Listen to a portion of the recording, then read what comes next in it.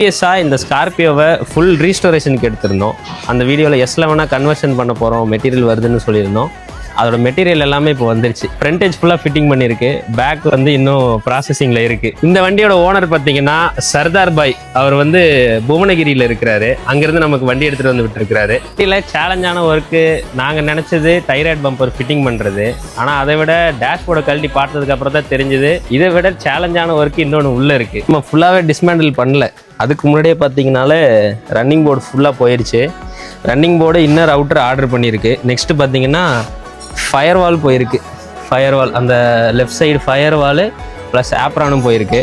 அதே மாதிரி இந்த ஃபெண்டருக்குள்ளேயும் ரெஸ்ட் இருந்தது. அந்த ஒர்க்கும் ஃபுல்லாக கம்ப்ளீட் பண்ணிட்டோம்.